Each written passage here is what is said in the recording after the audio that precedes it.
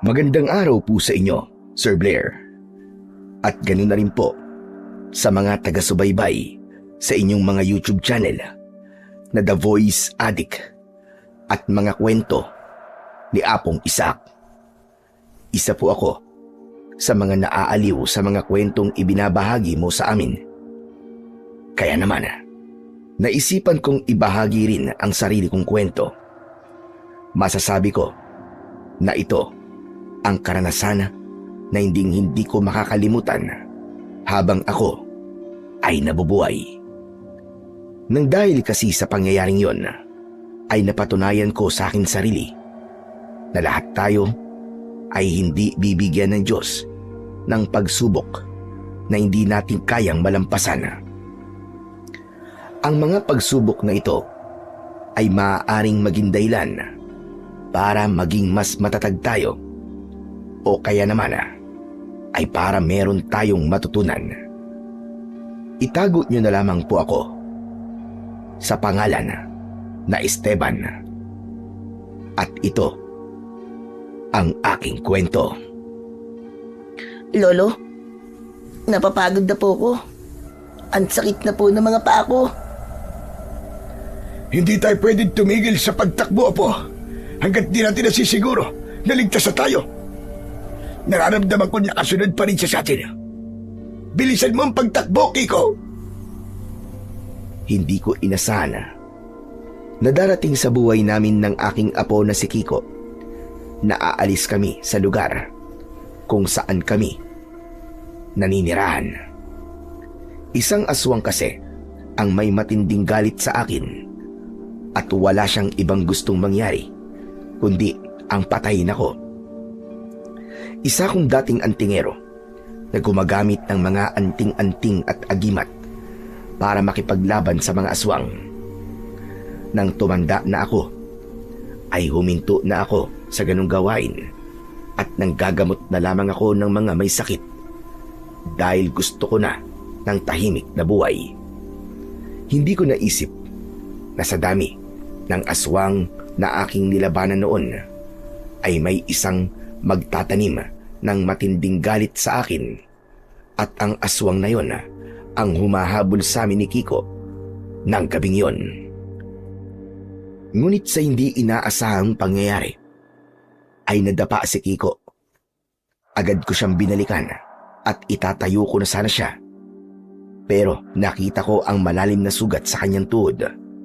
Mukhang tumama sa bato ang tuhod niya nang nadapa siya. Hindi ko na po kaya, Lolo. Iwan niyo na lang po ako rito. Ako na po ang bahalang humarap sa aswang para makatakas po kayo. Ano ba sinasabi mo? Hindi kita pwedeng iwanan. Hindi mo isasakripisyo ang buhay mo para sa akin. Tara na! Kailangan nating makalayo rito. Hindi ko na po kayang tumakbo, Do. Sobrang sakit na po talaga ng tuhod ko. Halika, bubuhatin na lang kita. Hindi ka magpapaiwan dito. Parehas nating matatakasan ang walang hiyang aswang na yon. Binuhat ko si Kiko at muli akong tumakbo. Ang totoo ay maaari ko namang harapin ang aswang na humahabol sa amin. Kaya lang, matagal ko nang hindi nagagamit ang aking anting-anting, kaya wala yung kapangyarihan. Sigurado ko na sinadya ng aswang na yon na wala akong kalaban-laban sa kanya at sa kanya pinagtangkaan ang buhay namin ng aking apo. Wala akong sapin sa paa. Sa sobrang pagmamadali kasi para makatakas sa aswang, nang pasukin nun ang bahay namin ay hindi ko na nagawang magsuot ng tsinelas. Hindi ko na ininda ang matutulis na bato na tumutusok sa talampakan ko dahil ang tanging nasa utak ko ng mga oras na yon ay ang makalayo at makahanap ng ligtas na lugar. Makalipas ang ilang sandali ay napahinto ako sa pagtakbo. Isang ilog kasi ang nasa harapan namin at malakas ang agos ng tubig doon. Wala na kaming ibang pwedeng pagpilian kundi ang tawirin ang ilog. Nararamdaman ko kasi na malapit na sa amin ang aswang. Kaya kahit wala akong ideya kung kakayanin ba namin ang rumaragas ang tubig sa ilog, ay lumusong ako roon. Sa kasamaang palad, ay malalim pala ang ilog. Yun ang hindi ko napaghandaan. Kaya tinangay kami ni Kiko ng tubig. Maigpit kong niyakap ang apo ko. Sa utak ko ay walang tigil akong nagdadasal sa Diyos na sana ay wag niya kaming pabayaan. Hanggang sa humampas ang katawan ko sa malaking bato, doon ko na nabitiwan si Kiko at mabilis siyang nawala sa paningin ko. Sa pagkataranta ko ay hindi ko napansin ang isa pang bato sa unahan ko. Humampas doon ang ulo ko at agad akong nawalan ng malay. Inakala ko na yun na ang magiging katapusan ko, pero bigla akong nagising habang nasa tabi ako ng ilog. Maliwanag na ang paligid. Hindi ako makapaniwala nang nakita ko si Kiko sa tabi ko at masaya niya akong niyakap. Lolo, akala ko po hindi ka na magigising eh. Akala ko mamamatay ka na. Ano nangyari? Paano tayong napunta rito? Hindi niyo po ba natatandaan? Inanod po tayo ng ilog. Nabitiwan niyo po kasi ako. At tumama po kayo sa bato. Alam ko. Natatandaan ko yan. Ang ibig ko sabihin paano mo akong nakita? Nang nagkaiwalay po tayo, ay nakahawak po ako sa isang bato. Yun po ang ginamit ko para makaahon sa ilog. Ang akala ko po talaga ay wala na kayo, Lo. Tapos, naglakad-lakad po ako at nakita ko po kayo rito. Kanina ko pa nga po kayo hinihintay na magising eh. Salamat sa Diyos at hindi na tayo pinabayaan. Pero ikaw, kumusta ka? Hindi ka ba nasaktan o nasugatan? Sa awa naman po ng Diyos ay hindi po. Parang himala nga po nangyari. Kasi kahit sobrang lakas po ng agos sa ilog, ay wala po akong sugat. Maliban po sa sugat ko sa tuhod nung nadapa po ako. Pero ikaw po, Lo, may sugat ka po sa noo. Humampas kasi sa bato at noo ko nung nabitiwan kita. Huwag kang mag-alala. Ayos lang ako. Malayo to sa bituka at hindi ko ito'y kamamatay. Ang importante ay mukhang malayo na tayo sa aswang na gustong pumatay sa atin. Kaya nga po. Pero Lo, hindi po pamilyar sa akin ng lugar na kinaroroonan natin ngayon. Saka, parang wala pong bahay na nakatayo dito. Lo, nagugutom na po ako. Kaya na pa po kumakalaman tiyang ko eh. Sandali lang. At maghahanap tayo ng pagkain sa paligid. Maraming puno sa banda roon. Baka makakita tayo ng prutas. Kahit medyo nahihilo, ay pinilit kong tumayo. Ipinakita ko kay Kiko na ayos lang ako para hindi siya mag-alala. Masakit sa balat ang tama ng matinding sikat ng araw, kaya nagmadali kami ni Kiko sa paglalakad hanggang sa narating namin ang mapunong parte ng lugar na kinaroroonan namin. Doon ay nakakuha kami ng lilom mula sa malalaking puno.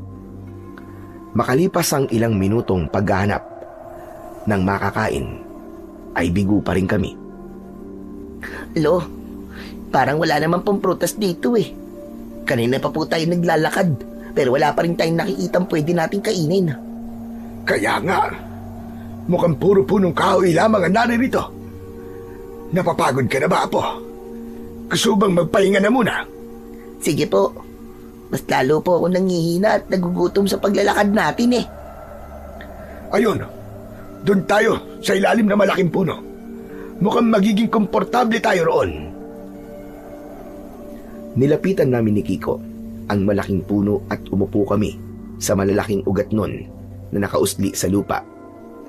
Hindi ko mapigilang maawa sa apo ko dahil ramdam ko ang pagod at gutom niya ng sandaling yon. Pasensya ka na kung nadamay ka sa galit ng aswang na yon sa akin. Ako lang naman talagang gusto niyang patayin. Pero dahil alam niyang apo kita, ay gusto ka na rin niyang mawala. Ayos lang po, Lo. Saka, kung ano pong problema nyo ay problema ko na rin po. Pero ano po bang nagawa nyo sa aswang na yun? At galit na galit po siya sa inyo.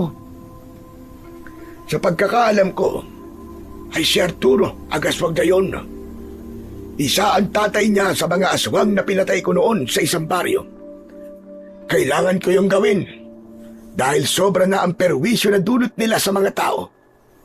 Kung hindi ko yung ginawa, malamang ay marami pa silang napatay na mga inosente. May hinala rin ako na matagal na akong minamatyagan ni Arturo dahil umatake siya kung kailan alam niya na wala akong kakayahan na makipaglaban sa kagaya niya. May magandang dahilan po pala kung bakit nyo pinatay ang tatay ni Arturo. Bakit ba ganun ng mga aswang? Talaga bang nilikha po sila para pumatay ng mga tao? Apo, hindi naman lahat ng mga aswang ay masasama. Meron ding mga aswang na may mabuting puso o yung hindi pumapatay ng mga tao. Nabubuhay lamang sila ng tahimik at hindi sila nagdudulot ng takot. Ganun po ba? Ang akala ko po talaga, lahat po ng aswang ay masasama. Pero sana po, ay tigilan na po tayo ni Arturo para makabalik na po tayo sa bahay natin. Sigurado ako, Apo, na hindi tayo titigilan ni Arturo. Matatahimik lang siya kapag napatay niya na tayo. Kaya hindi magandang ideya na bumalik tayo sa bahay natin. Pero saan naman po tayo pupunta, Lo? Sa totoo lang, Apo, ay hindi ko rin alam. Pero maganda na mukhang nakalayo na tayo kay Arturo. Sa ngayon, ay masasabi kong ligtas na tayo mula sa kanya. Ang kailangan na lang natin gawin ay maghanap ng matitira natin kahit pansamantala. Mukhang wala po tayong makikitang bahay dito. Gubat po yata itong kinaroroonan natin eh. Malay mo ba eh? Kapag nakalabas tayo sa gubat na ito, ay may mga kabayan na makikita tayo. Siguro naman ay merong tutulong sa atin doon. Sana nga po, Lo. Pero nagugutom na po talaga ako. Ang sakit na po ng tiyan ko, Lo. Tiisin mo na lang muna ang gutom mo. Ang mabuti pa ay matulog ka muna para paggising mo ay wala na yung gutom na yan. Ganyan kasi ang ginagawa namin nung mga bata pa kami kapag wala kaming pagkain. Itinutulog na lamang namin. Eh di, matulog na rin po kayo, Lo. Alam ko po na nagugutom na rin po kayo eh. Ayos lang ako, Apo. Huwag mo akong isipin. Babantayan kita habang natutulog ka. Humiga na si Kiko sa lupa. At dahil sa sobrang pagod niya, ay mabilis siyang nakatulog. Nang tuyog na ang apo ko, ay doon ko na pinakawalan ang aking mga luha. Tahimik akong umiyak dahil hindi ko akalain na mararanasan ni Kiko ang ganung bagay. Sa isang iglap ay nawala ang lahat sa amin at kailangan naming magsimula ng walang-wala. Tanghali na nang nagising si Kiko. Sinubukan ulit naming maghanap ng pagkain sa gubat. Sa awa naman ng Diyos ay may nakita kaming isang puno ng bayabas na may mga bunga. Kahit hindi mga hinog na bayabas ay pinagtiyagaan na namin. Ang importante ay magkaroon ng laman ang aming sikmura. Maya-maya pa ay bumalik kami sa ilog para uminom. Nagpalipas kami ng oras sa ilalim ng malaking puno.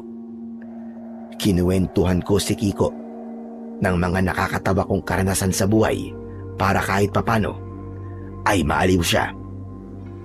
Pero makalipas lamang ang ilang sandali ay muli akong nakaramdam ng lungkot dahil sa pagkakadamay ni Kiko sa problema ko. Bigla akong huminto sa pagsasalita at tumingin ako sa kawalan. Okay ka lang ba, Lo?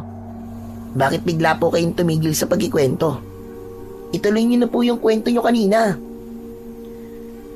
Bigla ko kasing naisip ang nanay mo. Kung sumama ka sana sa kanya sa Maynila, ay hindi ito mangyayari sa'yo. Mas gusto ko pa po, nahabulin na lamang ng mga aswang kesa sumama kay nanay, na iniwanan po ako nung baby pa lang ako para makapag-asawa uli siya. Tapos nung yumaman na siya, ay sa kanya lang ako kukunin. Pero kung sumama ka sa kanya, ay maganda na sana ang buhay mo ngayon. Panigurado na nag-aaral ka sa isang kilalang paaralan. Aanin ko naman po ang ganung bagay kung hindi ko po kayo kasama, Lo. Simula po nung baby ako, ay kayo na po nag-alaga sa akin. Mas gusto ko pa pong maghirap basta't kasama ko po kayo. Tsaka wag na nga po natin pag-usapan si nanay. Ang dapat po siguro nating isipin ay kung paano tayo makakalabas sa gubat na to bago dumilim. Tama ka. Hindi tayo pwedeng manatili rito.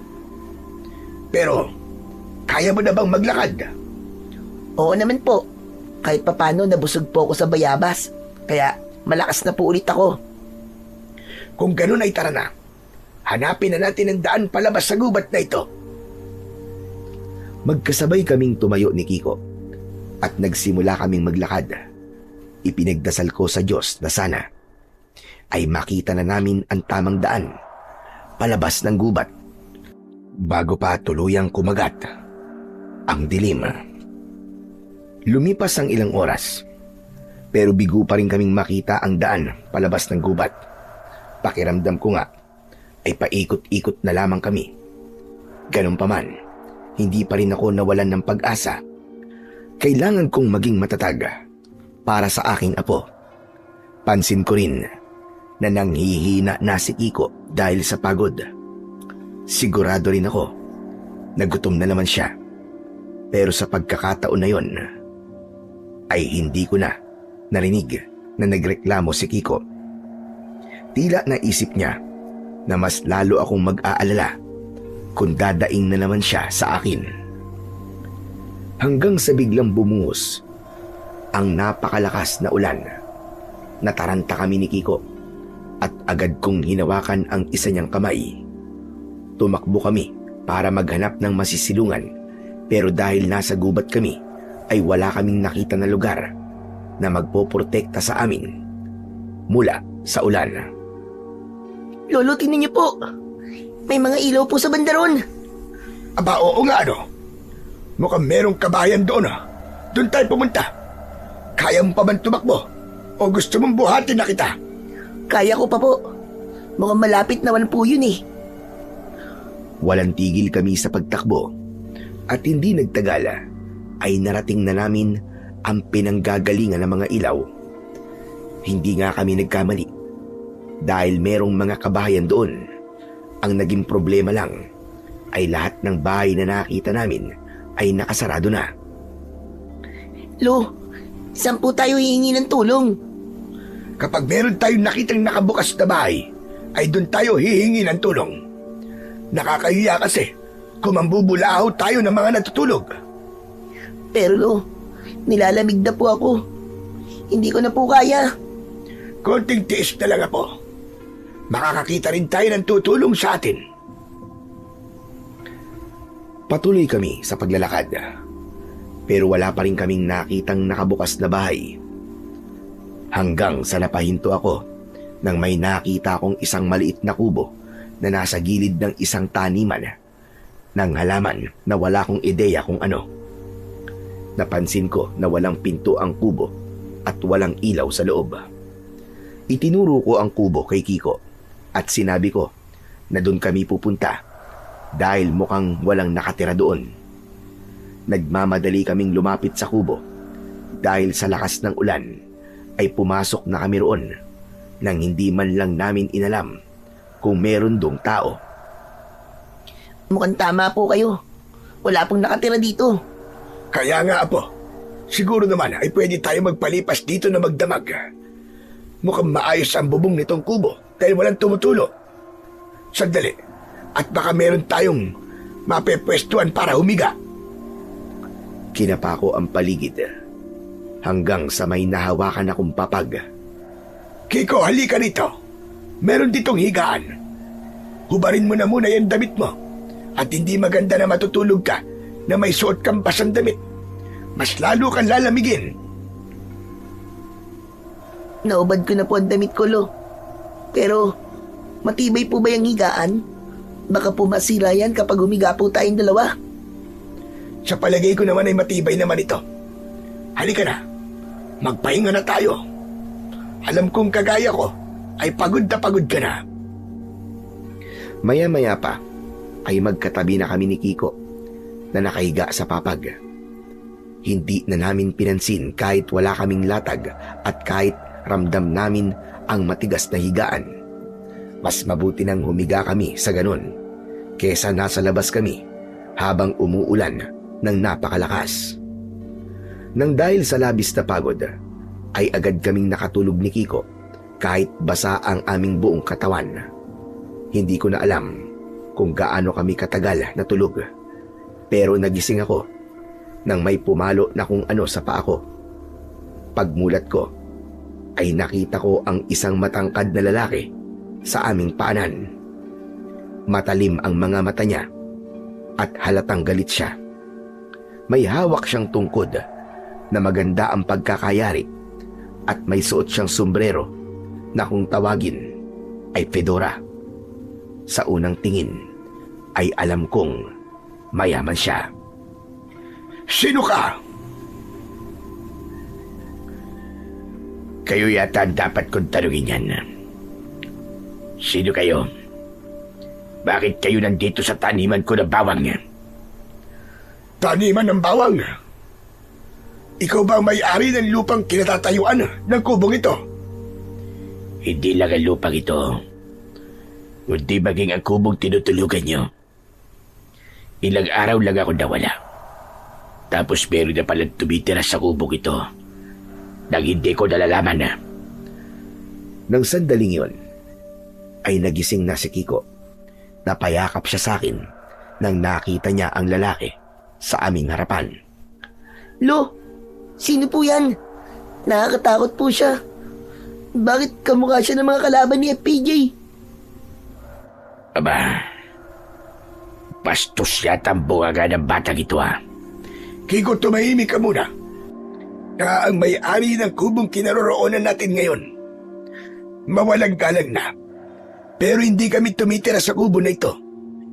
Kagabi lang kami nagpunta rito dahil inabutan kami ng ulan sa labas. Wala ba kayong sariling bahay?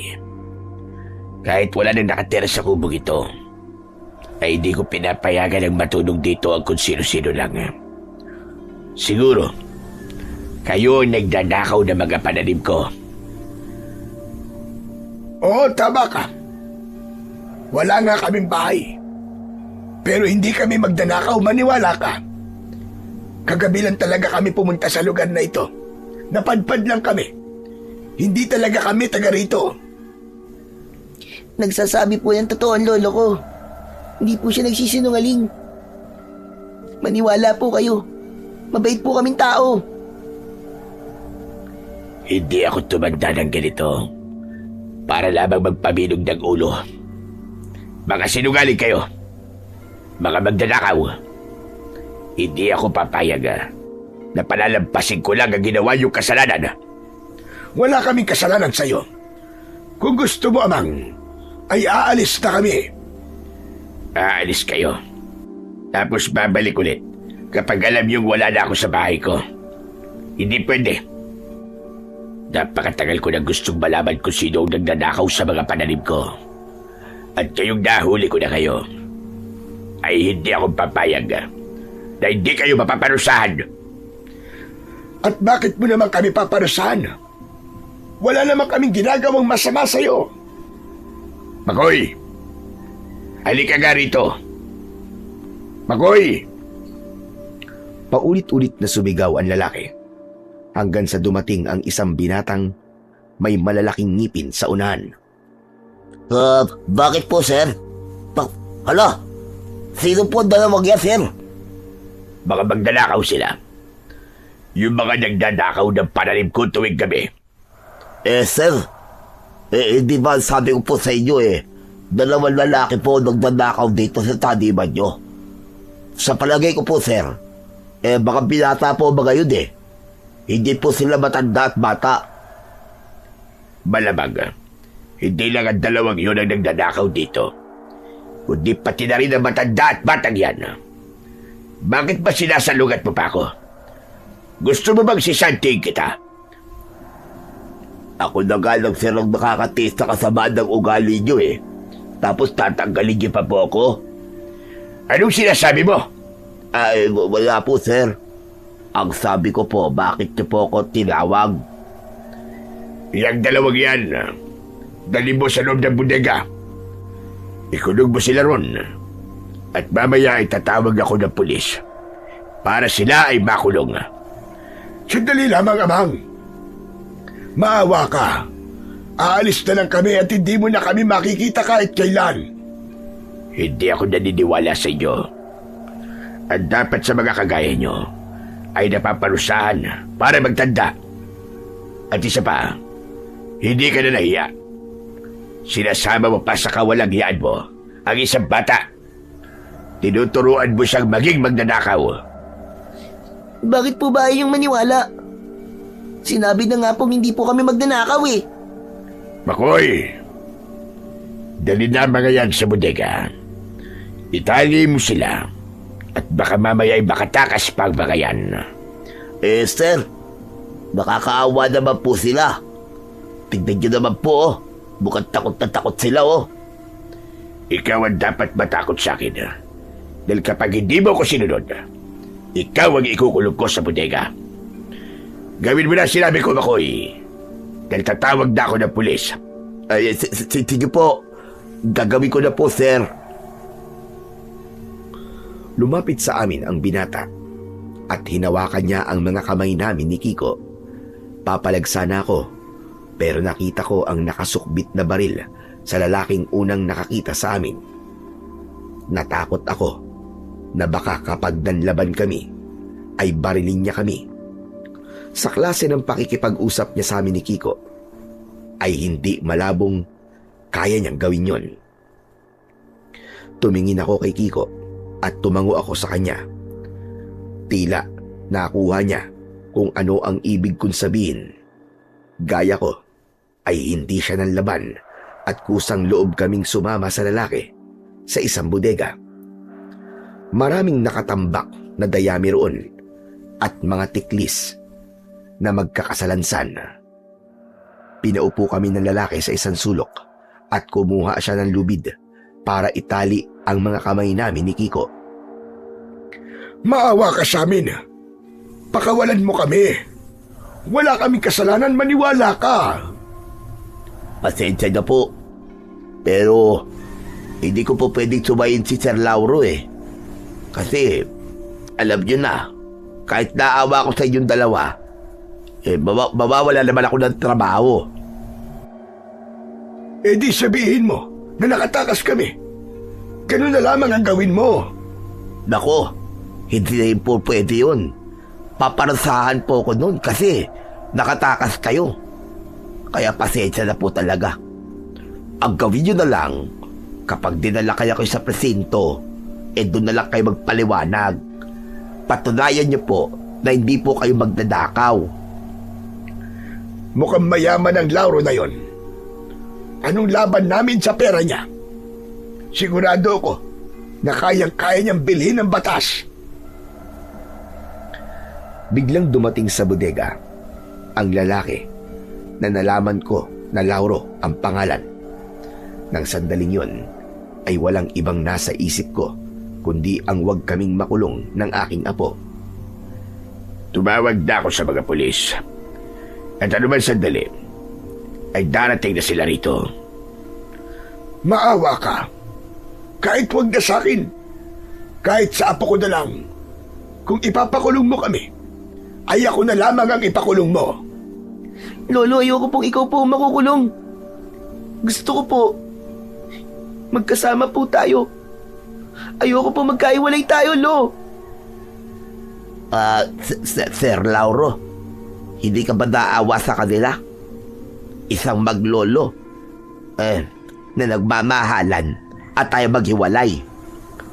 Sir, wala ka ba talagang puso, sir? Manahimik ka nga dyan. Hindi ako madadala sa drama na mga yan. Inaamin ko na. Mali na nakatulog kami sa kubong yon. Pero ang akala kasi namin ay wala nang nakatira doon. Ganito na lang kung gusto mo. Magtatrabaho na lang kami sa'yo. Gawin mo kaming utusan para makabayad kami sa kasalanan namin sa'yo kung meron man talaga. Huwag mo na lang kaming ipakulong, maawa ka naman. Sir, mukhang maganda yung offer sa'yo nung matanda. Hindi ba? Marami na nag-resign sa taniman nyo. Kasi, ang sama-sama ng ugali nyo. Kailangan po natin ng dagdag na tao ngayon, sir. Sanay na kami sa hirap ng apo ko. Masipag kami. At hindi kami mareklamo. Pakiusap. Huwag mo kaming ipakulong. Hindi muna nagsalita si Lauro. Matiim siyang nakatingin sa amin ni Kiko. Alam ko na sa sandaling yun ay pinag-iisipan niya ang sinabi ko. Sige, pumapayag ako sa alok mo. Magtatrabaho kayong dalawa sa taniman ko ng mga bawang. At doon kayo titira sa sirang kubo ko para merong magbabantay doon tuwing gabi. Ang totoo ganyan, hindi naman talaga ako tumawag sa pulis. Dahil plano ko lang kayong takutin. O siya, ganito ang usapan natin. Magtatrabaho kayo sa akin at may libre kayong tirahan. Libre din ang pagkain nyo dahil libre ang pagkain ng aking mga trabador. Pero wala kayong sasahuring kahit piso sa loob ng 1 taon. Saka lang kayo sasahod pagkalipas ng 1 taon bilang kabayaran sa mga ninakaw nyo sa akin. Uulitin ko sa'yo. Wala kaming ninakaw sa'yo, pero tinatanggap namin ang lahat ng patakaran mo. Maraming salamat. Ano nga pa ng pangalan nyo? Hindi kayo pwedeng magtrabaho rito kung hindi ko kayo kilala. Ako si Esteban, at ito naman ang apo ko na si Kiko. Ako naman po si Makoy. At ito naman po, si Sir Lauro. Masama ugali niyan. Makoy! Abugaga mo na naman. O siya, sige. Ikaw nang bahala sa kanila. Sabihin mo sa kanila at dapat nilang malaman. Copy, sir. Ako na hong bahala. Nang umalis si Lauro, ay agad na inalis ni Makoy ang pagkakatali sa amin ni Kiko. Ang talino mo, Lolo. Nang dahil sinabi mo, ay hindi na po tayo makukulong. Pero alam nyo, sana, nagpakulong na lang kayo eh. Mas magiging maayos pa ang buhay nyo sa kulungan kaysa rito. Hindi nyo kakayanin ang kasamaan ng ugali ni Sir Lauro.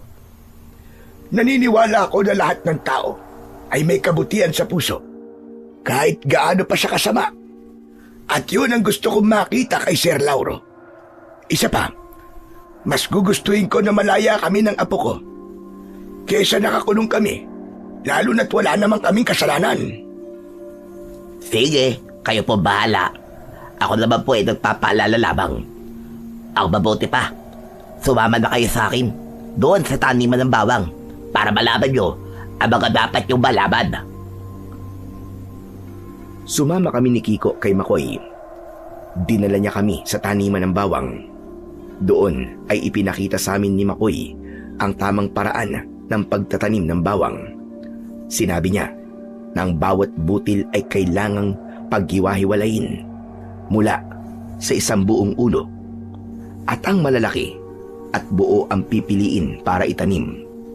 Itinuro niya na dapat nakaturo paitaas ang matulis na bahagi ng butil ng bawat bawang at nakabaon yun ng mga 2 pulgada sa lupa at may tamang pagitan na mga 4 hanggang 6 na pulgada ang bawat isa para may sapat na espasyo kapag lumaki. Ipiniliwanag din niya na mas mainam magtanim sa lupa na may halong kompos para mas maging malusog ang mga bawang kapag tumubo. Ipinakita rin ni Makoy kung paano alagaan ang mga tumutubong dahon ng bawang. Kailangan daw tanggalin ang mga damo sa paligid para hindi maagawan ng sustansya ang bawang. Sinabi niya na karaniwang inaabot ng 4 hanggang 5 buwan bago yun anihin. Malalaman na handa na kapag kalahati ng mga dahon ay natuyo at nakahiga na sa lupa.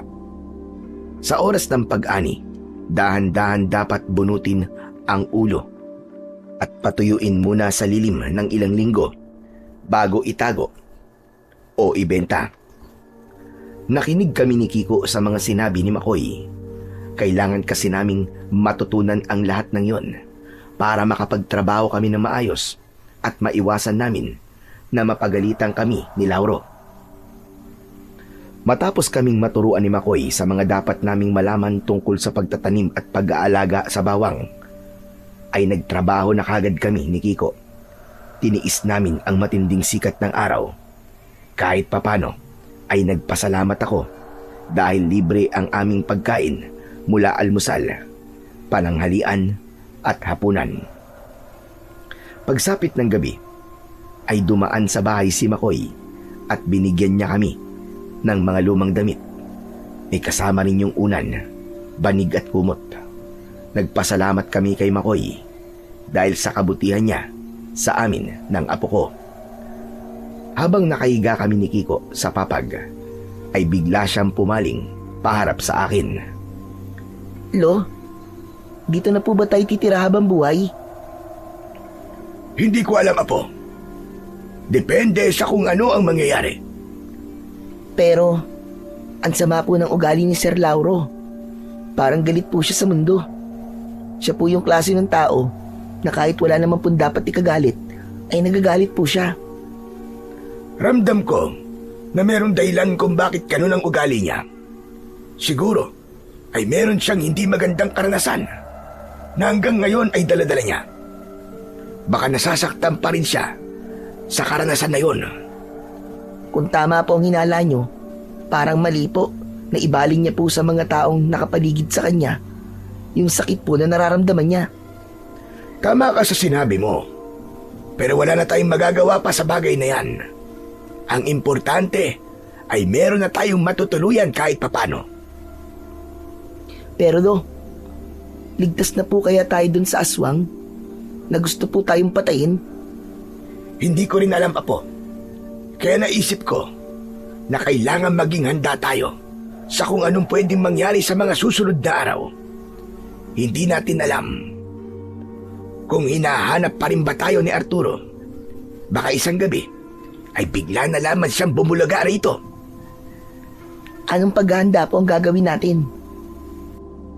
Dadasalan at oorasyon ng kulit ang aking anting-anting para muling mabuhay ang kapangyarihan nito.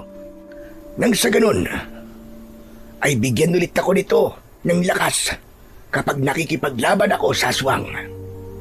Ibig sabihin, babalik na po ulit kayo sa pagiging antingero? Ganun na nga. Yun lang kasi ang tanging paraan na naisip ko. Hindi tayo pwedeng kampante lang kahit parang malayo na tayo kay Arturo. Hindi natin alam kung ano ang kaya niyang gawin. Kaya mas maganda kung palagi tayong magiging handa. Matapos kong sabihin yon kay Kiko, ay sinabi kong matulog na kami dahil bukas ay marami pa kaming gagawin.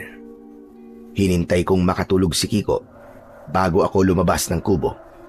Hinubad ko ang anting-anting na nakasabit sa aking leeg.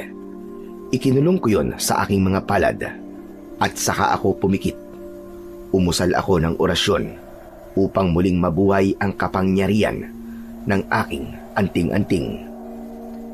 Nang natapos na ako, ay isang malalim na paghinga ang aking pinakawalan. Hindi ko agad mabubuhay ang kapangyarihan ng aking anting-anting. Kailangan ay maging matyaga ako gabi-gabi na orasyonan yon hanggang sa tuluyan ng bumalik ang kapangyarihan nun. Sa mga nagdaang araw ay palagi kaming gumigising ng maaga ni Kiko.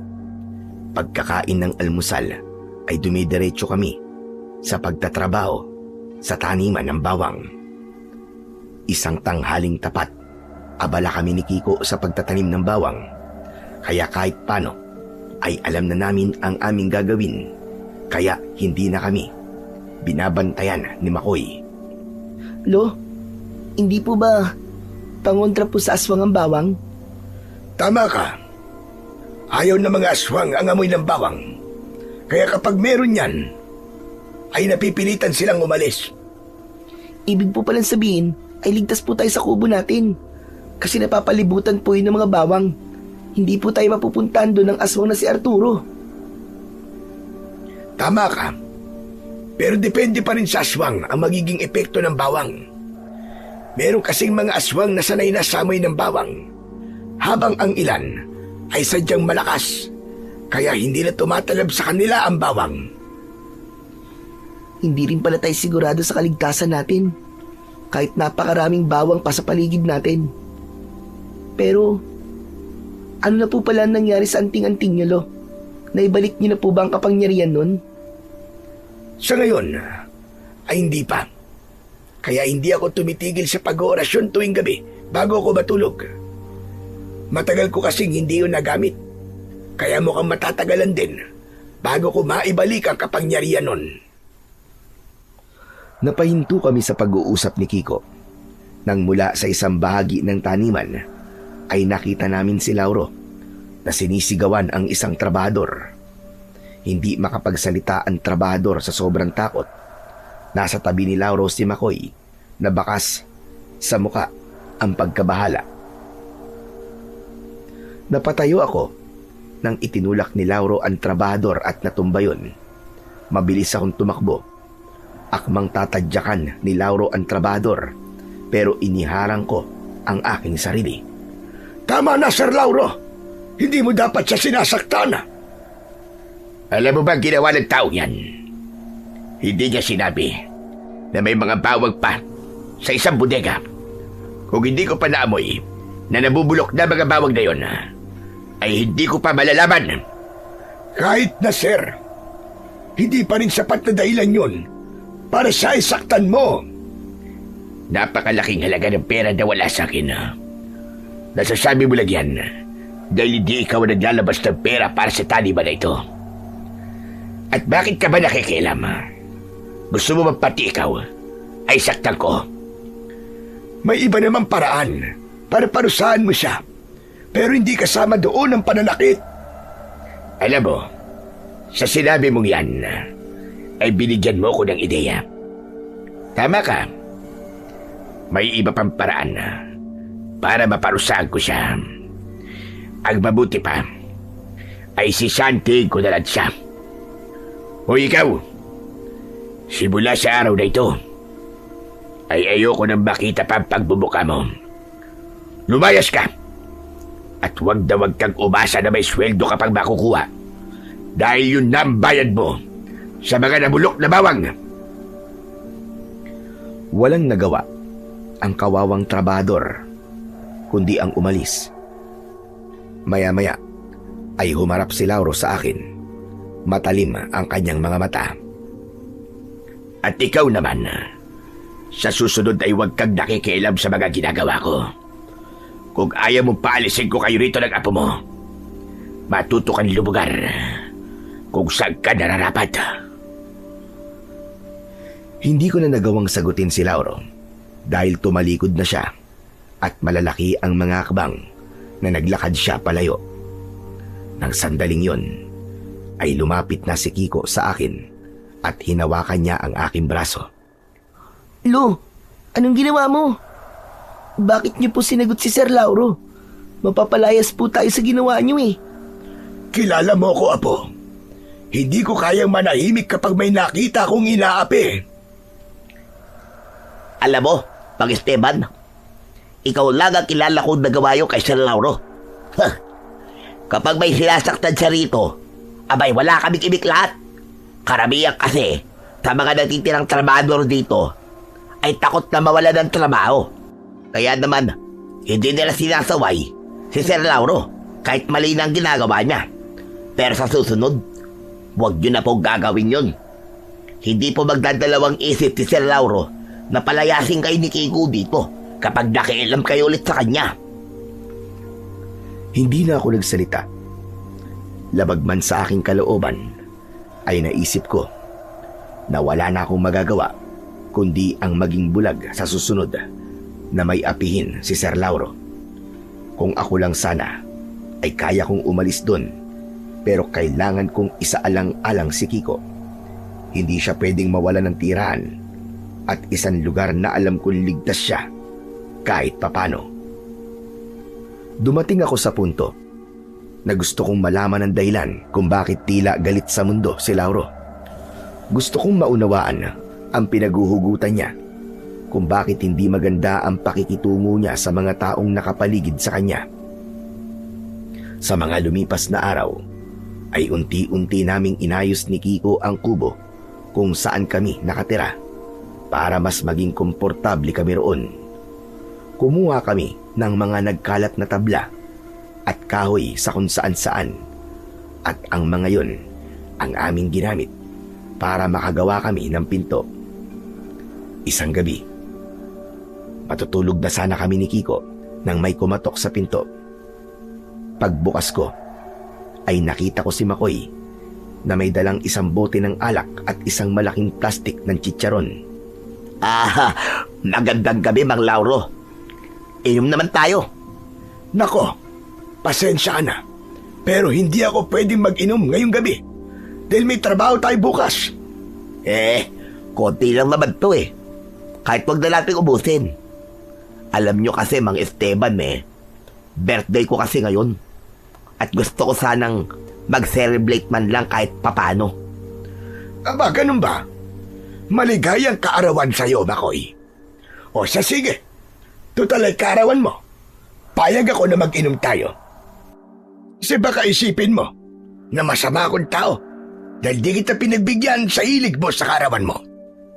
Diyan na lang tayo sa labas at patulog na kasi si Kiko. Inilabas ko ang maliit na lamesa at 2 upuan. Kumuha na rin ako ng baso at hindi nagtagal ay nag-iinom na kami ni Makoy.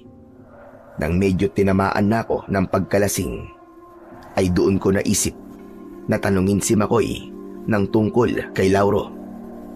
Makoy, iho, matanong lang kita.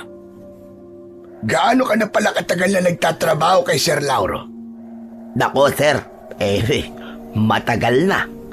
Siguro nasa 5 taon o may git pa. Dati, trabador ako rito sa taniman ng bawang. Hanggang sa nakakuha ko na ang tiwala ni Sir Lauro. At ginawa na niya akong parang assistant niya. Kung ganun, kilala mo na pala talaga si Sir Lauro, ano? Abayo naman. Kilala ko talaga siya mula ulo hanggang paa. Pati nga kasamaan ng ugali niya parang wala na sa akin kasi nasasanay na ako. Pero ganun ba talaga ang ugali noon ni Sir Lauro? Oo. Noong nagtrabaho ko rito ay masama na po talaga ang ugali niya. Pero yung tatay niya na si Sir Andres, abay sobrang bait. Napakalayo ng ugali niya kay Sir Lauro.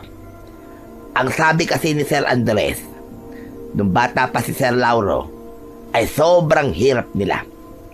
Mahirap pa raw sila sa daga. Tapos inalila sila ng sarili nilang kamag-anak.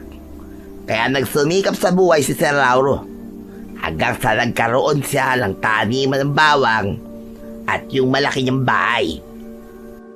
Kung ganun, may posibilidad na kaya masama ang ugali niya ay dahil naranasan niya ang alilain at pagmalupitan. Ganon na nga. Natumbok nyo, Manong Esteban. Mukhang gumaganti po siya sa mga naranasan niya noong mahirap pa sila. Hindi na kasi niya magagantihan yung mga nang-api sa kanila noon. Sa pagkakaalam ko patay na yung mga yon. Mali ang ginagawa niya. Wala tayong kinalaman sa masakit na pinagdaanan niya, kaya hindi niya dapat tayo pinapahirapan. Pero mukhang alam ko ng gagawin ko para mapagtanto ni Sir Lauro na mali ang kanyang ginagawa. Talaga, Manong Esteban? Paano naman? Kailangan niyang maranasan na may gagawa ng kabutihan sa kanya. Malamang, nang dahil sa nangyari sa kanya nung bata pa siya, ay iniisip niya na lahat ng tao ay masama. Pero kapag nalaman niya na may mga taong may malasakit sa kanya at kaya siyang gawa ng mabuti, ay maiisip niya na hindi lahat ng tao ay gaya ng iniisip niya. Nako, mukhang imposible po yan sinasabi niyo, Mang Esteban. Kahit anong kabutihan ang ipakita mo kay Sir Lauro, ay hindi niya yun ikatutuwa. Hindi nga yata yung marunong magpasalamat eh. Pero hindi naman pala likas na masama si Sir Lauro. Merong isang masamang alaala ang naging dahilan para tila kamuhian niya ang mga tao. May pag-asa pang magbago ang amo natin. Maniwala ka sa akin, Makoy. Ewan ko. Pero para sa akin, ay wala ng pag-asa pa si Sir Lauro. Baka nga hanggang sa mapatay siya nung aswang na yon, ay masama pa rin ang ugali niya. Sandali lang, ano sabi mo? Tama bang pagkakarinig ko? May binanggit kang aswang. Ha? Wala yun. Nabingin na po yata kayo ah. Wala po akong sinasabing aswang. Ano ba kayo? Lasing na yata kayo eh. Hindi pa ako bingi. At hindi pa ako lasing. Malinaw kong narinig at sinabi mo. At gusto ko lang ipaulit sa'yo. Ang sabi mo, baka masama pa rin ang ugali ni Sir Lauro hanggang sa mapatay siya ng aswang. Sinong aswang ang tinutukoy mo? Nako, yali. Yali ako nito kay Sir Lauro eh. Kasi nadulas ako. Total na dulas ka na rin. Ay sabihin mo na sa akin ang tungkol sa aswang na yon. Ano bang meron sa aswang? Yari talaga. Mukhang wala na ako lusot sa inyo ah. Baka hindi nyo ako pauwiin hanggat di ko sinasabi sa inyo yung tungkol sa aswang eh. Pero Mas Esteban, ito ah. Mangako kayo sa akin na lahat ng sasabihin ko sa inyo ngayon ay hindi mo sasabihin sa kahit na kanino. Lalo-lalo na kay Sir Lauro natin. Kasi kapag nalaman niya na sinabi ko to sa inyo, abay, sigurado mawawalan ako ng trabaho. Ang dami mong pampasakali. Oo na. Nangangako ko na hindi ko sasabihin sa kahit na sino. Lalo na kay Sir Lauro. Basta sabihin mo na kung ano ang tungkol dun sa aswang na binanggit mo. O sige po mga, ganito kasi yun. May isang aswang na galit kay Sir Lauro. Berta po ang pangalan ng aswang na yun. Alam ko to kasi naikwento sa akin to ni Sir Lauro eh, nung isang beses na nalasing siya. Eh bakit naman galit na galit kay Sir Lauro ang aswang na sinabi mo? Noong kasi, bago bilhin ni Sir Lauro ang lupad to, ay meron ditong nakatayong kubo. Abay doon nakatira si Berta. Nang nabili ito ni Sir, siyempre, kailangan nang umalis si Berta. Kasi nakikitirik lang naman siya dito sa bahay. Pero ayaw umalis si Berta. Kasi nga, matagal na daw siya nakatira sa lupang to. Aba, nagmatigas si Berta hanggang sa sinudog ni Sir Lauro ang bahay ni Berta. Wala lang nagawa si Berta, kundi ang umalis. Walang kaalam-alam si Sir Lauro na yung Berta pala na yun ay isang aswang. Nalaman na lang niya ng isang beses na pinagtangkaan ng buhay niya at sinabi ng aswang na siya ang pinalayas ni Sir sa lupang ito. E di si Berta yun. Ibig sabihin, matagal nang pinagtatangkaan ng aswang na yun ang buhay ni Sir Lauro, ganun ba? Oo naman. Kaya ka't tuwing gabi ay hindi na lumalabas pa ng bahay si Sir Lauro. Ayun, kasi nga, baka nasa paligid lamang si Berta. Saka kung mapapansin mo baka bawang ang piniling itanim ni Sir Lauro at gawing kabuhayan. May nakapagkasabi kasi sa kanya na mabisa daw na pangontra sa aswang ang mga bawang. Naisip niya siguro na kung merong malawak na taniman ng bawang dito, ay baka hindi na siya malapitan ni Berta. Diba? Tama naman. Epektibo ba ang pagtatanim niya ng bawang? Siguro. Di ko alam. Pero simula kasi ng marami ng bawang dito, ang sabi ni Sir ay di na bumalik si Berta. Epektibo ka siguro ang bawang na pangontra sa aswang. Alam mo, Makoy, hindi lahat ng aswang ay takot sa bawang. Paano kung ang plano ni Berta ay hintayin na maging kampante si Sir Lauro at kapag nangyari yon, ay saka siya atake sa oras na hindi niya inaasahan? Aba, posible ang sinabi nyo, ha? Pero bakit parang may alam yata kayo tungkol sa mga aswang? Ano kasi? Meron din kasing aswang sa lugar na pinanggalingan namin ng aking apo. Kaya parang normal na sa akin ang makarinig ng kagaya ng ikinikwento mo. Pero bakit hindi na lang humingi ng tulong si Sir Lauro sa mga taong may kakayahan na makipaglaban sa aswang? Sa tingin nyo po ba di niya na yung ginawa? 2 beses na po siyang humingi ng tulong sa mga manunugis. Pero yung 2 yon ay muntik nang mapatay ni Berta. Kahit matanda na si Berta, malakas pa rin siyang klase ng aswang. Kaya nga minsan kapag natutulog ako sa bahay ni Sir Lauro, abay takot na takot ako aba. Baka kasi bigla na lamang dumating si Berta. O ayan sinabi ko na sa inyong lahat. Sobra-sobra pa nga sa dapat ko sana sabihin Basta, pangako mo sa akin, Mang Esteban. Huwag mong sasabihin kay Sir Lauro na sinabi ko yun sa inyo. Mayayari talaga ako. Huwag kang mag-alala, Makoy. Dahil marunong akong tumupad ng pangako, hindi kita ipapahamak. Aasahan ko yan, O sa tumagay na tayo. At parang nawala ng pagkalasing ko sa haba ng kwentuhan natin Kinuha ko ang basong may laman na alak at diretso ko yung ininom. Nagpatuloy ang inuman at kwentuhan namin ni Makoy. Pero ang isip ko ay naroon pa rin sa aswang na galit kay Lauro. Napagtanto ko na halos parehas pala kami ng problema at mas lalong tumindi ang aking kagustuhan na muling maibalik ang kapangyarihan ng aking anting-anting para sa sandaling kailanganin ko yun ay magagamit ko yun ulit. Kinabukasan ng umaga, pagkagising ko, ay naramdaman ko ang pananakit ng aking ulo dahil sa hangover. Nakita ko si Kiko na mahimbing na natutulog sa tabi ko. Bigla kong kinabahan nang mapagtanto ko na mataas na ang sikat ng araw. Tumayo ako at pagsilip ko sa bintana ay bumungad sa akin ang ilang trabahador na abala na sa taniman ng bawang.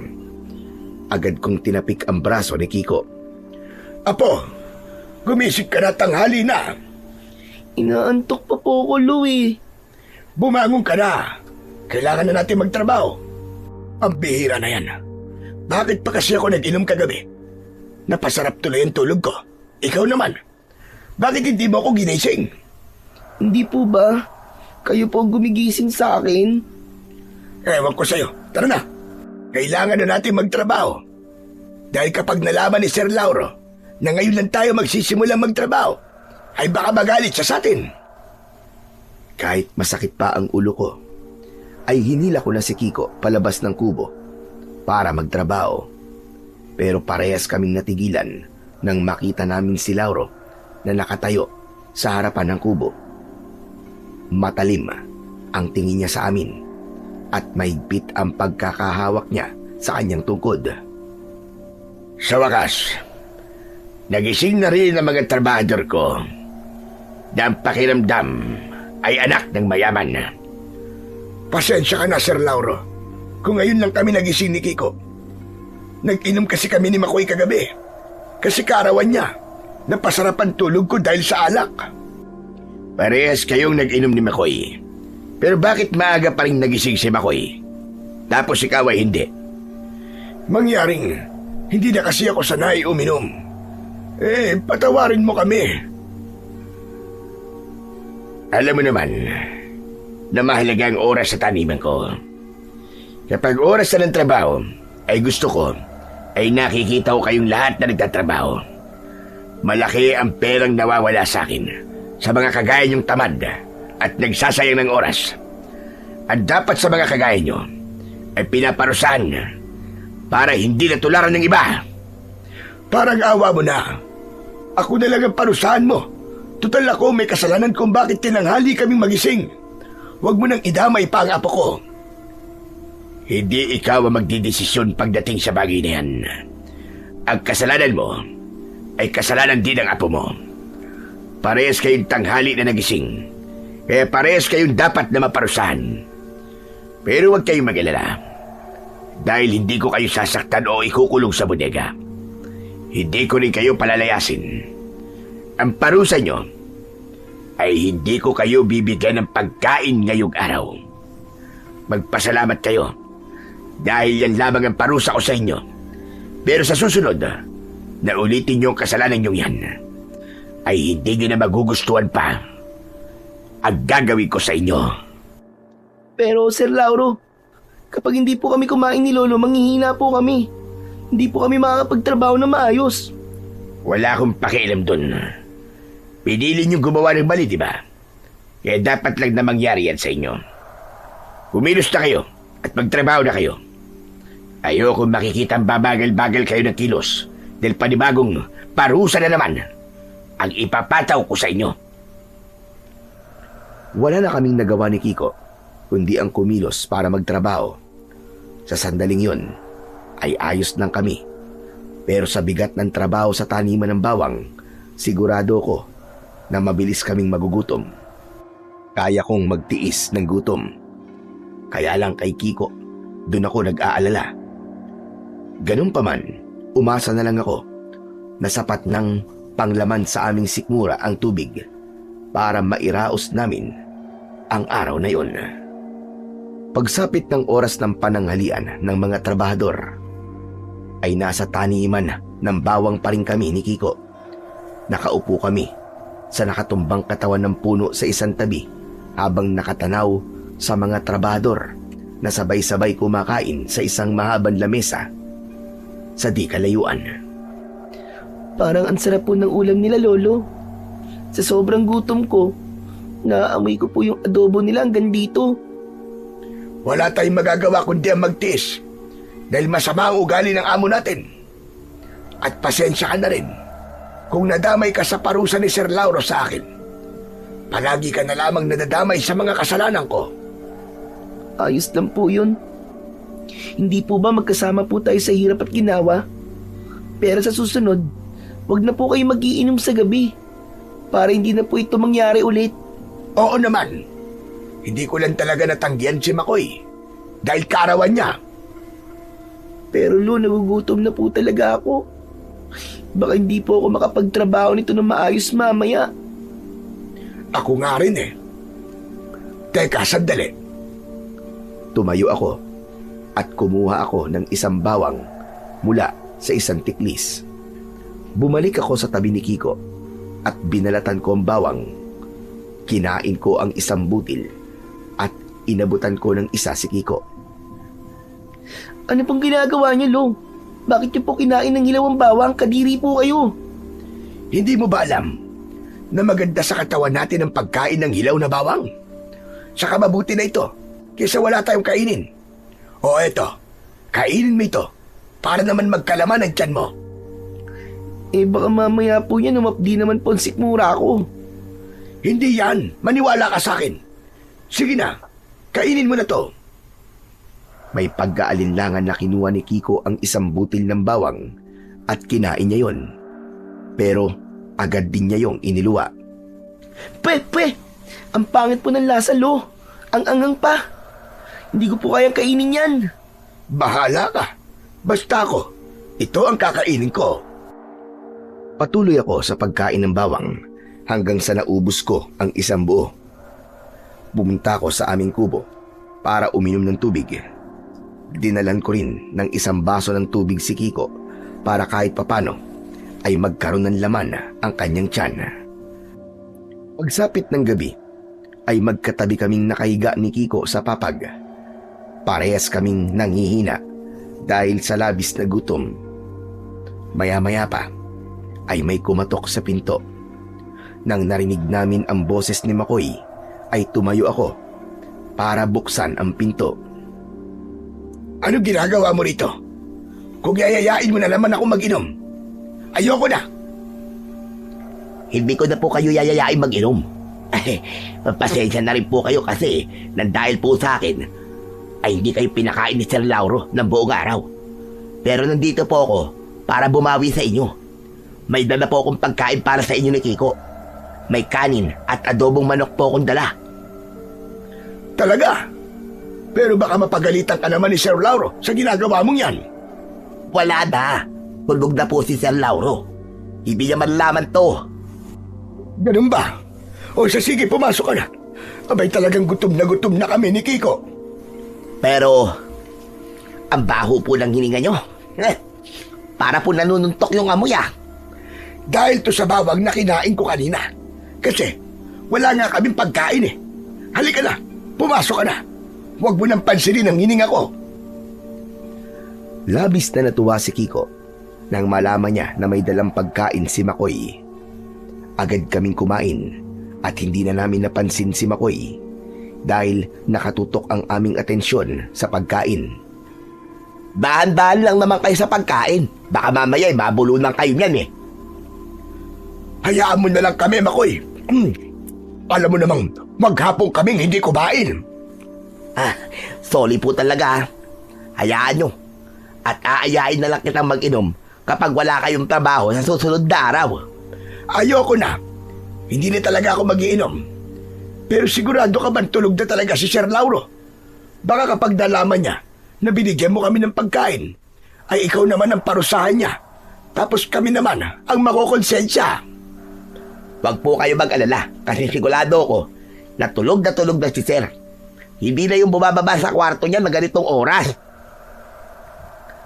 Magsasalita pa sana ako nang narinig namin ang malakas na sigaw ni Mang Lauro sa loob ng bahay niya. Si Sir Lauro po yung sumigaw, di ba? Akala ko po ba tulog na siya? Nako, baka nananaginip lang yon o kaya binabangungot. Muli naming narinig ang malakas na sigaw ni Lauro at sa pagkakataon na yon ay humihingi na siya ng saklolo. Hindi na ako nag-isip dahil malinaw na nasa panganib si Lauro. Kinuha ko ang itak na nakasuksok sa dingding. Ano gagawin niyo, Mang Esteban? Saan kayo pupunta? Malamang kay Sir Lauro. Hindi pa ba malinaw sa'yo na umihingi siya ng tulong? Baka inaatake siya nung aswang na sinabi mo. Aba, oo nga do. Pero baka ikaw naman po mapahamak. Si Sir Lauro nga takot sa aswang eh. Kayo pa po ba? Oo nga, Lolo. Saka, hindi pa po yata bumabalik ang kapangyarihan ng anting-anting nyo. Ano ka mo, anting-anting? Anong anting-anting? Mamaya na ako magpapaliwanag, Makoy. Dito ka lang. Bantayan mo ang apo ko. Ako nang bahala kay Sir Lauro. Matapos yun, ay nagmamadali akong lumabas ng kubo. Wala akong pakialam kahit wala pang kapangyarihan ang aking anting-anting. Ang tanging nasa utak ko lamang ng mga sandaling yon ay ang iligtas si Sir Lauro kung sakaling itaatake nga siya ng aswang. Pagdating ko sa harapan ng malaking bahay ni Lauro, ay sinubukan kong buksan ang pinto. Pero nakakandado yon. Umikot ako sa likod at nang nakita kong bahagyang nakaawang ang pinto roon, ay agad ko yung binuksan. Pagpasok ko sa bahay, ay narinig ko sa itaas ang malakas na pagsigaw ni Lauro. Nagmamadali akong umakyat sa hagdan at isang pinto ang nakita kong nakabukas. Agad akong pumasok doon at nagimbal ako nang nakita ko ang isang aswang na nasa ibabaw ni Lauro. Nasa sahig silang dalawa. May malalim na sugat si Lauro sa braso at nakikipagpambuno siya sa aswang. Walang pagdadalawang isip na lumapit ako sa kanila at tinaga ko sa likod ng aswang. Umalingaw-ngaw sa 4 na sulok ng kwarto ang sigaw ng aswang na yon. Nilubayan ng aswang si Lauro at galit na galit siyang umangil sa akin. Hindi ako natatakot sa'yo. Halika, Lumapit ka para makita mo ang hinahanap mo! Muling umangil ang aswang at saka siya tumalon sa bintana. Sumilip ako sa bintana pero hindi ko na nakita ang aswang kung saan siya nagpunta. Nang nasiguro kong wala na ang aswang, ay saka ko nilapitan si Lauro. Tutulungan ko sana siyang tumayo pero tinabig naman niya ang kamay ko. Huwag mo kong hawakan! Hindi ko kailangan ng tulong mo. Huwag ka nang magmatigas. Saka nung hindi kailangan ng tulong ko, kung hindi ako dumating, malamang patay ka na ngayon. Magpasalamat ka pa nga dahil gising pa kami ni Kiko. Dahil kung hindi, ay hindi namin narinig ang paghingi mo ng tulong. Halika, kailangan malinisan ang sugat mo. Huwag ka nang masyadong mataas ang pride dyan. Nang subukan kong tulungan ulit si Lauro, ay hindi na siya pumalag. Inupo ko siya sa isang upuang gawa sa magandang klase ng kahoy. Itinuro sa akin ni Lauro kung nasaan ang mga gamit sa panggagamot ng sugat at nang makuha ko yon, ay sinimulan ko ng linisin ang sugat sa kanyang braso. Alam mo bang ginagawa mo? Kung hindi mo na itatanong, ay isa kong albularyo sa lugar na pinanggalingan namin ni Kiko. Kaya alam na alam ko ang ginagawa ko. Aray, dahan-dahan naman, masakit. Magtiis ka. Hindi pwedeng hindi ka masasaktan dahil malalim ang sugat mo. Sa totoo lang, hindi ko akalain na ikaw ang darating dito para tulungan ako. Sigurado ako na marami akong trabahador na nakarinig sa pagsigaw ko.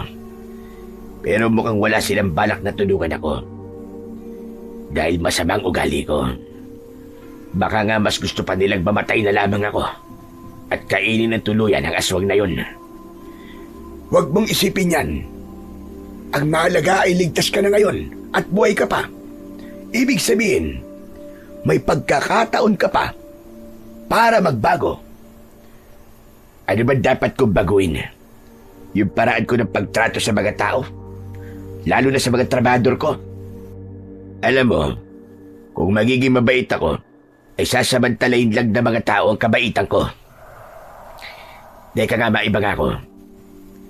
Hindi ba sabi mo noon ay wala kayong tirahan at dayo lang kayo sa lugar na ito? Saan ba talaga kayo galing? At bakit kayo umalis sa lugar na yon? Bakit bigla kayatang nagkaroon ng interes sa buhay namin ng apo ko? Gusto ko lang makipag-usap para mawala ang atensyon ko sa sakit dahil nililinisan mo sugat ko. Kung ayaw mo naman sagutin ang tanong ko, ayos lang yun. Wala akong pakialam. Malayo ang lugar na pinanggalingan namin ng aking apo, Sir Lauro. Ang totoo, hindi ko akalain na dito kami mapupunta sa dami ng aming pinagdaanan. Umalis kami sa lugar na yon dahil isang aswang ang gusto kaming patayin. At sa lugar na ito namin naisipang magtago. Anong sinabi mo? Alam mo kasi, Sir, noon ay isa kong antingero na ginagamit ang aking kaalaman sa pakikipaglaban sa mga aswang. Marami na akong nakaharap na aswang at ang iba ay kinailangan kong patayin. Hindi ko akalain na may isang aswang na magtatanim sa akin ng matinding galit. Yun, kung kailan huminto na ako sa pagiging antingero, ay sa kanya pinagtangkaan ng buhay ko at ni Kiko. At dahil wala na akong kakayahan na lumaban, ay wala na kaming nagawa kundi ang tumakas. Pero kung wala ka ng kakayahan na lumaban, ay bakit mo ko iniligtas kanina? Simple lang ang sagot yan. Dahil kailangan mo ng tulong. Ako kasi ang klase ng tao na hindi pwedeng walang gawin kapag alam kong may nanganganib ang buhay. Ano ba tingin mo sa sarili mo? Isang bayani? At talagang nagawa mo magpakabayani sa isang tao na dahilan kung bakit buong araw kayong hindi kumain ng apo mo? Dahil naniniwala ako na sa kabila ng ipinapakita mo sa aming lahat, ay meron ka pa rin kabutihan dyan sa puso mo. Natigilan si Lauro sa sinabi ko na para bang ayaw niyang pag-usapan namin ang bagay na yon. kaya hindi na ako nagtaka nang ibahin niya ang aming pinag-uusapan. Pero alam mo ba, parehas pala tayo ng pinagdadaanan. Yung aswang na umatake sa akin kanina, kilala ko siya. Siya si Berta, isang matandang babae na dating nakatira sa lupang ito. Kailangan ko siyang paalisin nang mabili ko na ito. Hindi ko naman nakalain na isa pala siyang aswang. Naiintindihan kita kung bakit kinailangan mo siyang palayasin sa lupang ito. Pero tandaan mo na may mas maganda at makataong paraan para makuha mo ang gusto mo. Hindi sagot ang karahasan sa lahat ng bagay. Yan ang pakatatandaan mo. Nang sandaling yon, ay biglang dumating si Makoy at si Kiko. Lumapit si Makoy kay Lauro at umakto siya na parang makikipagsuntukan. Palingalinga siya sa paligid. Nasaan? Nasaan ang aswang? Nasaan? Dumigil ka na dyan. Uli ka na. Nakatakas na yung aswang. Sayang! Kung naabutan ko sana siya, malamang maliligo siya na suntok at uppercut ko. Pero hindi ba, ang sabi mo kanina ay huwag tayong aalis sa kubo? Ako pa nga ang pumilit sa'yo na pumunta rito eh. Ikaw naman, Kiko, oh. Wala kang pakisame. Binubuko mo ako eh. Pero may sugat po kayo, Sir Lauro. Ayos lang po ba kayo? Hindi ba halatang hindi ako ayos? Ikaw kaya magkaroon ng ganitong sugat? Tapos ko nang linisin ang sugat mo, Sir Lauro. Nalagyan ko na rin ng benda. Pero mas makabubuti kung magtungo kayo sa ospital dahil baka kailangan tahiin yan. Masyadong malalim ang sugat mo. Ayokong pumunta sa ospital. Dahil sigurado ko, natatanungin nila ako kung paano ko nagkaroon ng ganitong sugat. Anong sasabihin ko sa kanila? Na isang aswang na galit ang may gawa nito sa akin? Sa tingin niyo ba, ay maniniwala sila sa akin? Baka nga idiretso pa nila ako sa mental hospital. Baka isipin nila na nasisiraan na ako ng ulo. Hinayaan na lang namin si Sir Lauro sa gusto niya dahil meron siyang punto.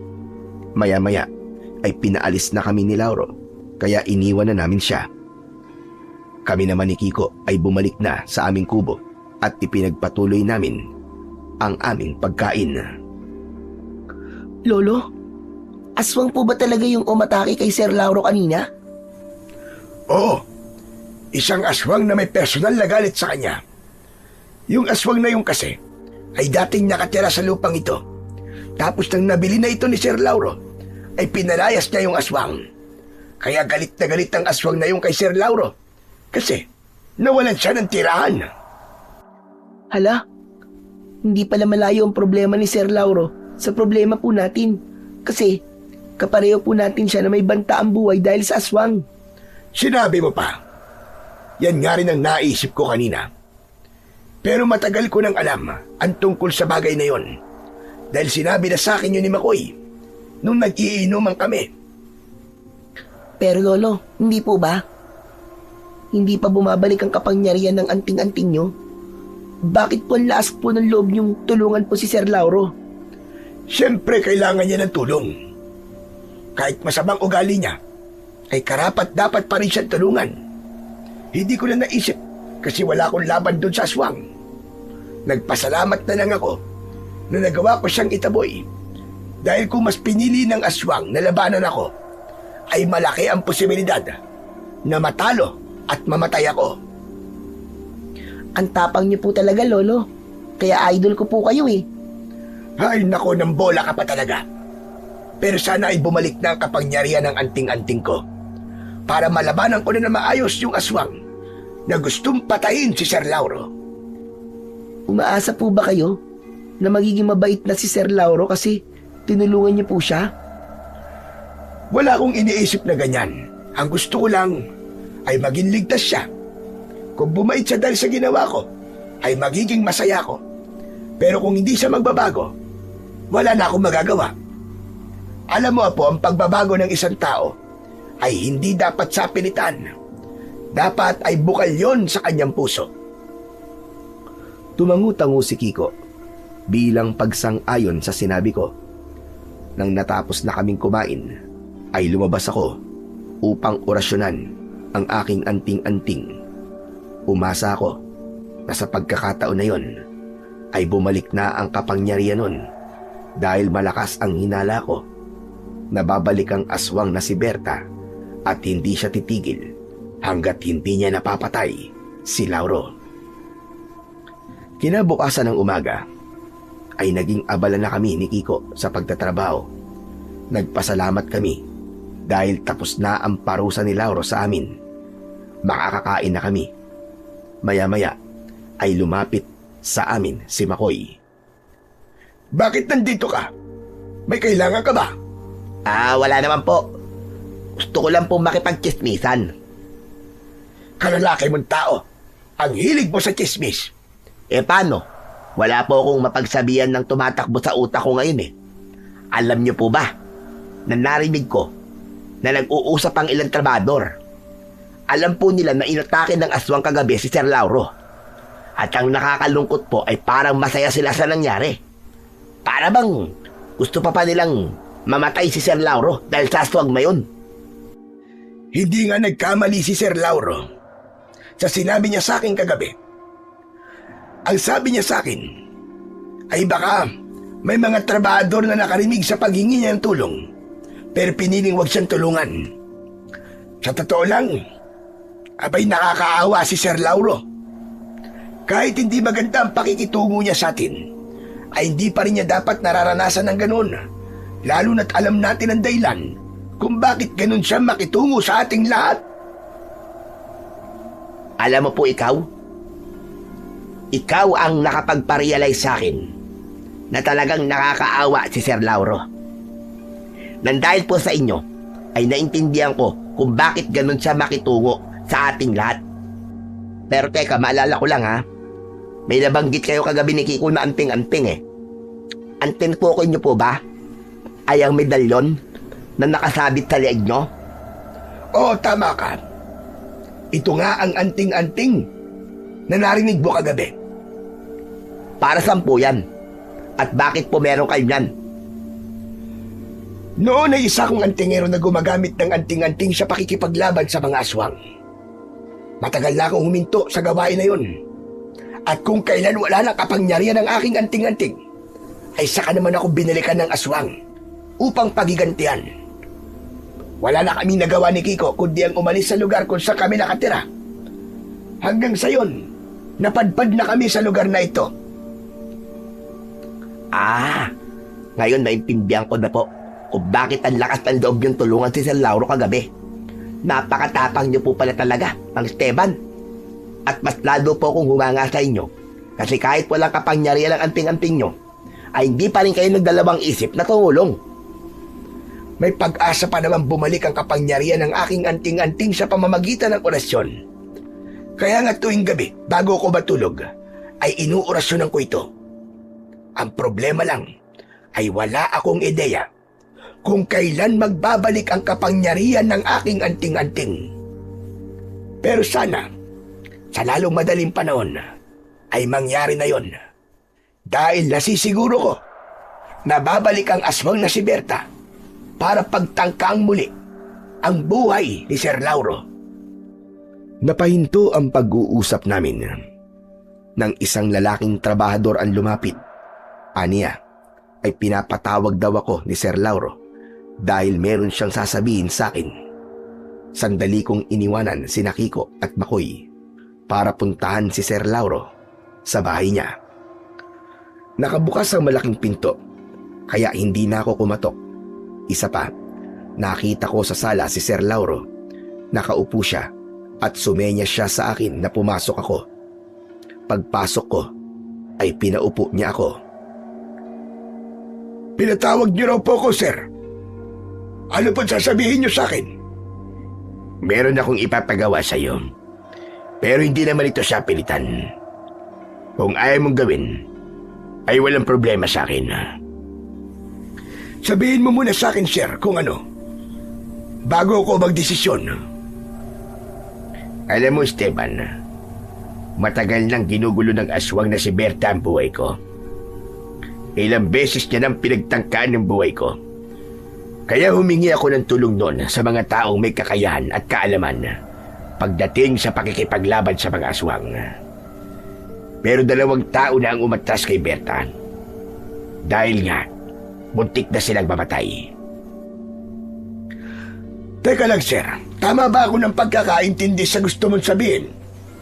Gusto mo kong utusan na protektahan ka mula kay Berta at patayin siya? Ganun na nga. Hindi ba nasabi mo kagabi na nakikipaglaban ka noon sa mga aswang? Sa palagay ko ay kaya-kaya mong labanan si Berta. Wala akong pakialam kahit patayin mo siya. Dahil mas mabuti ngayon para matahimik na buhay ko. Huwag kang mag-alala. Dahil sa sandaling mapatay mo ang aswang, ay magkakaroon ka ng gantimpala mula sa akin. Bibigyan kita ng malaking halaga bilang pabuya na sigurado kong makapagbibigay ng malaking pagbabago sa buhay niyo ng apo mo. Sige. Pumapayag ako na protektahan ka mula sa mga aswang at handa kong patayin siya para tuluyan ng maging ligtas ang buhay mo.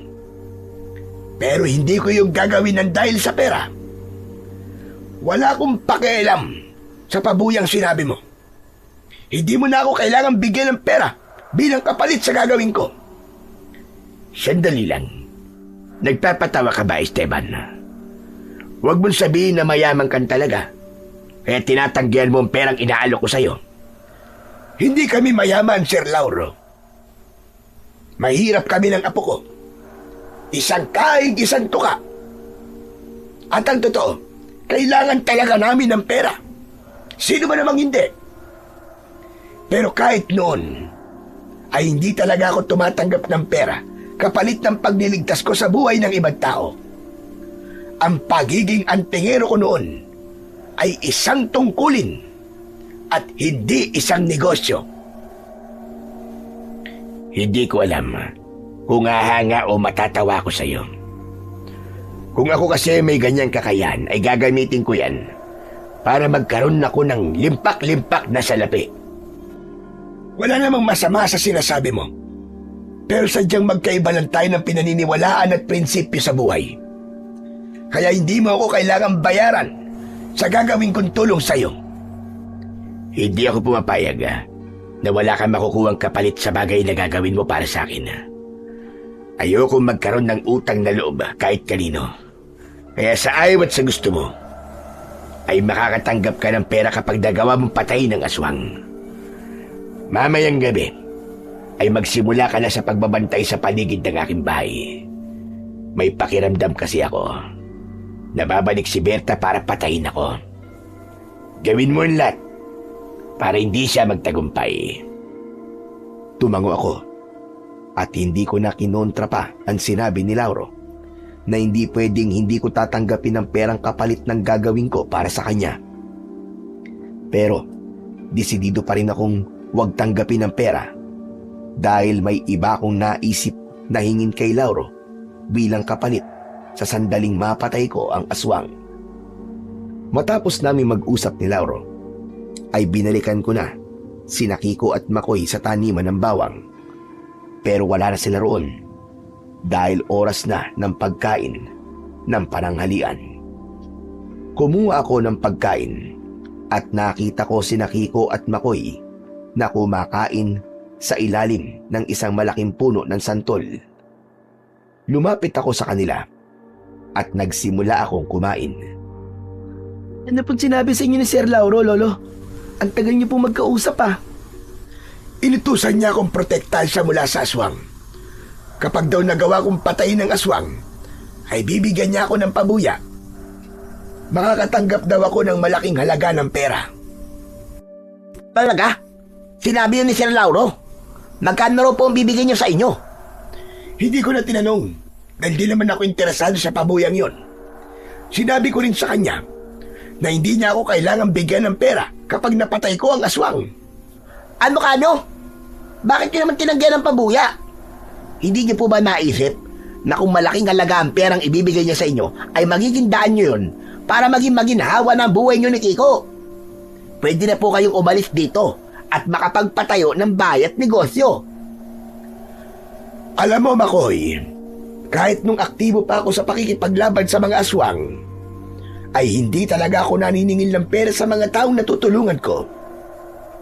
Para sa akin kasi, ay isa yung tungkulin na dapat kong gampanan. Dahil ipinagkatiwala sa akin ng nasa itaas ang ganong kakayahan. Pero huwag kayong mag-alala, kasi meron pa rin akong hihingin na kapalit kay Sir Lauro sa sandaling magtagumpay ako na patayin ng aswang. Anong kapalit naman po ang hihingin mo sa kanya? Sa ngayon ay sa akin muna kung ano man yun.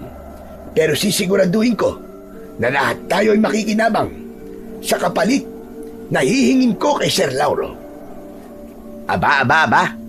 Nakakaintriga naman yung sinasabi mo, Mang Esteban. Bakit kasi ayaw mo pang sabihin sa amin ngayon eh? Mag-iisip pa tuloy ako ng kung ano-ano. Hindi tuloy ako makakatulog sa gabi. Ayoko pang sabihin dahil hindi ako sigurado na mapapatay ko ang aswang, lalo na't wala pa rin kapangyarihan ang aking anting-anting. Ayokong sasabihin ko sa inyo yon, tapos mabibigo naman pala ako sa pinapagawa sa akin ni Sir Lauro. Basta, malalaman nyo rin yon sa oras na mapatay ko na ang aswang, at sigurado ako na lahat kayo ay matutuwa sa kapalit na hihingin ko kay Sir Lauro. Grabe! Ang KJ mo naman! Pero ikaw po ang bahala. Kung ayaw nyo sabihin sa amin, ay hindi ko na kayo pipilitin. Basta galingan nyo, Mang Esteban, ha? Naniniwala ko na may kapangyarihan man o wala ang anting-anting nyo, ay kaya-kaya nyong patayin ang aswang na yon. Isang malalim na paghinga ang pinakawalan ko. Sa totoo lang, ay noon lang ako haharap sa isang aswang na walang inaasahan, kundi ang aking sariling lakas at kakayahan. Sanay kasi ako na palagi akong may ginagamit na anting-anting. Ganun pa man, naniniwala ko na hindi ako papabayaan ng Panginoong Diyos dahil alam niya na nasa panig ako ng kabutihan. Simula noon ay gabi-gabi na akong nasa labas ng bahay ni Lauro para magbantay. Isang itak ang palagi kong dala. Pagkakain ng hapunan ay doon na ako dumiretso at umuuwi ako kapag sumisikat na ang araw. Habang si Kiko naman ay nasa kubo namin at sinasamahan siya ni Makoy para meron siyang bantay. Isang gabi, habang nasa likod ako ng bahay ni Lauro, ay bumukas ang pinto sa likod ng bahay. Mula roon ay lumabas si Lauro. Nagsindi siya ng sigarilyo at nagsimula siyang hit-hitin yun. Masama sa kalusugan ng sigarilyo. Kung ako sa iyo ay tigilan mo na yan habang maaga pa. Kahit marami kang pera, ay mahirap pa rin ang magkaroon ng sakit. Huwag kang nakikialam sa ginagawa ko. Isa pa, pampakalma ko ang bagay na to. Kanina pa kasi ako hindi mapakali. Kinakabahan ako na parang merong hindi magandang mangyayari ngayong gabi. Saka napaka-alinsangan ng paligid. Nararamdaman mo rin pala yun. Alam mo ba, na kapag biglang naging maalinsangan ng gabi, ay may posibilidad na may aswang na malapit sa iyo. Kaya nga nilalakasan ko ang pakiramdam ko dahil may hinala ako na nasa kung saan lang si Berta. Ang mabuti pa'y pumasok na ako sa aking bahay. Baka bigla siyang umatake sa akin dito. Mas mabuti pa nga, siguraduhin mo na nakasarado ang bintana at pinto ng kwarto mo. Mabuti't pinaalala mo yan. Naiwan ko kasing bukas ang bintana sa kwarto ko. Dahil nga sa naiinitan ako. Nagmadaling pumasok si Lauro sa bahay niya, habang ako naman ay ipinagpatuloy ang pagbabantay sa paligid. Malakas talaga ang kutob ko na naroon ng aswang. Kung may kapangyarihan sana akong anting-anting, ay madali kong matutukoy ang kinaroroonan niya. Makalipas ang ilang sandali, ay nagulat ako nang narinig ko ang napakalakas na sigaw ni Lauro mula sa kanyang kwarto. Tinawag niya ako at humingi siya ng tulong. Mabilis akong tumakbo, papasok ng bahay ni Lauro. Dumiretso ako sa kwarto niya sa ikalawang palapag at nagimbal ako nang naabutan ko na sinasakal ng aswang si Lauro habang nakasandal siya sa dingding. Nakabukas ang bintana kaya malinaw na pumasok doon ang aswang.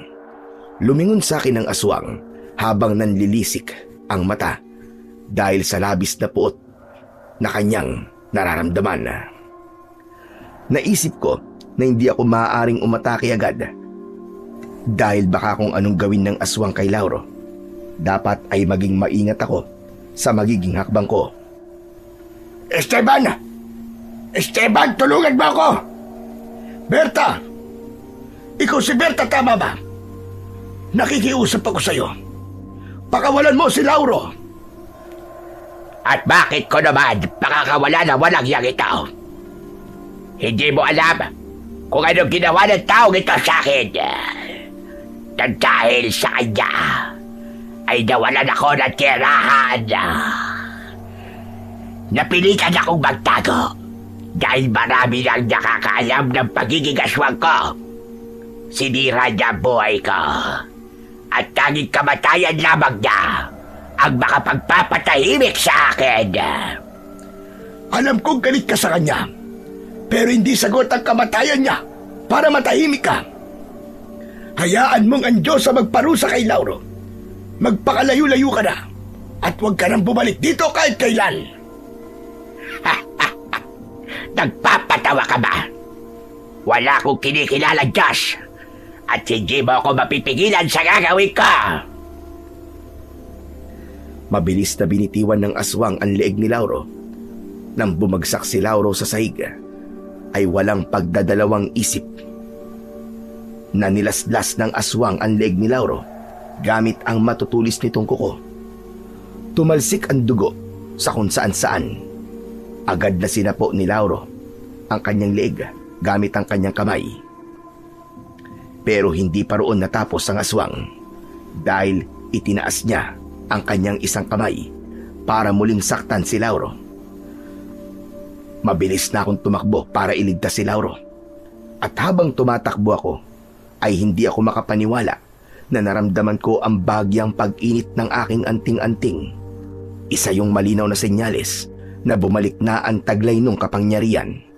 Natuwa ako dahil muli kong naramdaman ang paggapang ng kakaibang lakas at enerhiya sa aking buong katawan. Bago pa muling masaktan ng aswang si Lauro, ay nahawakan ko ang isa niyang kamay. Hindi siya makapaniwalang tumingin sa akin. Sinabihan na kita kanina. Binigyan na kita ng pagkakataon para umalis. Pero hindi ka nakinig sa akin. Kaya pasensya na kung kailangan ko tong gawin sa'yo. Inundayan ko ng saksak sa tiyan ang aswang. Nagpumiglas siya. At nang makawala siya, ay sinunggaban niya ako. Mabilis naman akong nakaiwas. Umikot ako sa kaliwa ng aswang at mula roon ay itinarak ko ang itak sa gilid ng leeg ng aswang. Napamaang ang aswang sa bilis ng pangyayari. Tila hindi siya makapaniwala na sa napakaikling sandali ay nagawa kong tapusin ang kanyang buhay. Nang hugutin ko ang itak sa leeg ng aswang, ay agad siyang bumagsak sa sahig. Nalungkot ako sa aking ginawa. Alam ko na tuluyan ng binalot ng galit ang puso ni Berta, kaya niya yun nagawa. Pero wala na akong ibang mapagpipilian kundi ang paslangin siya upang iligtas ang buhay ni Lauro.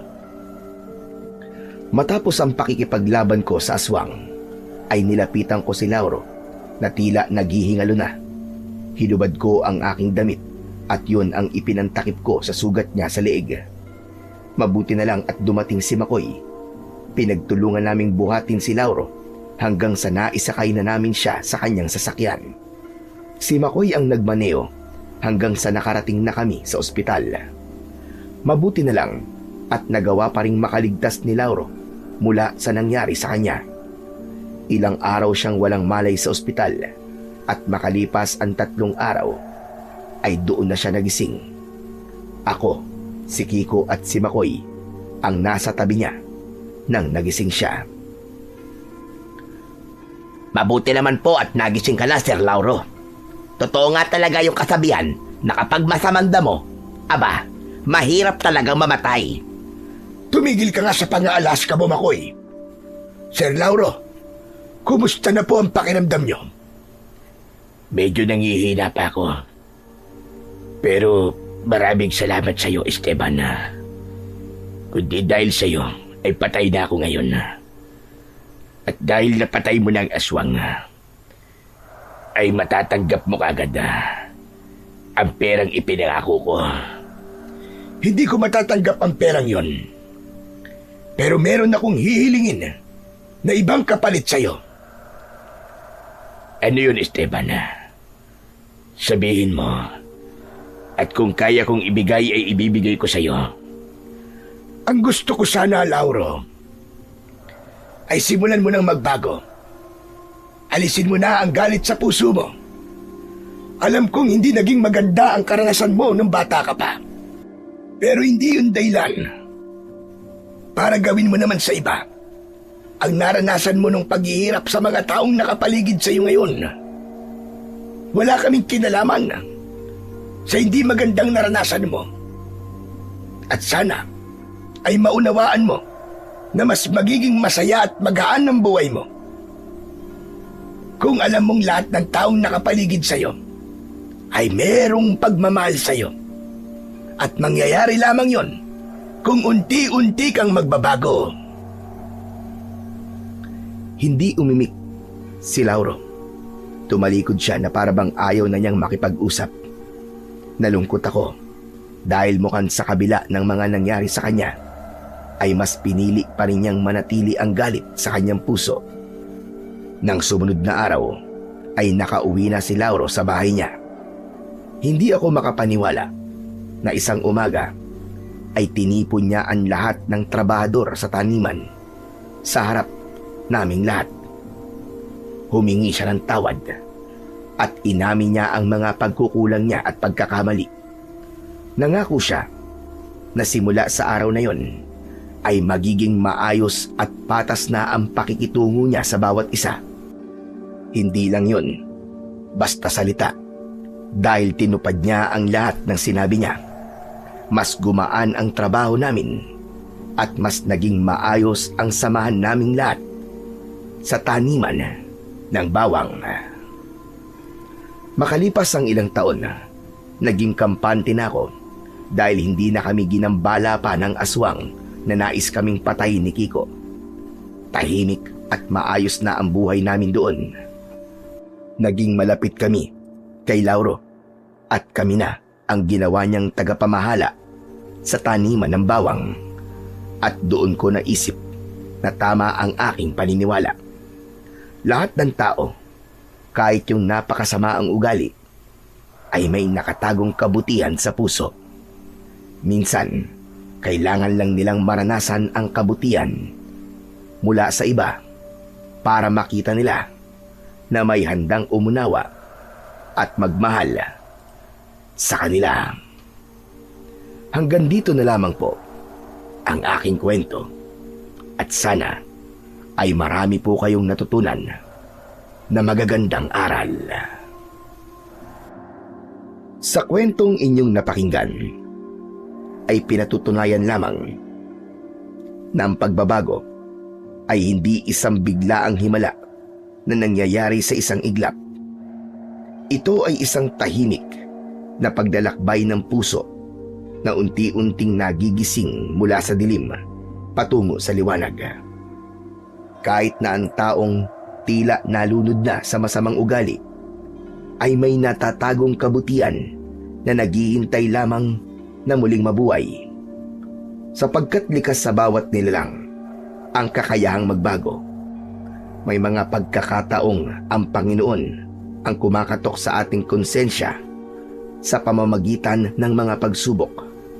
At may mga sandali namang gumagamit siya ng isang tao, isang kaibigan, isang estranghero, o maging isang kaaway upang ipaalala na may mali sa ating tinatahak na landas.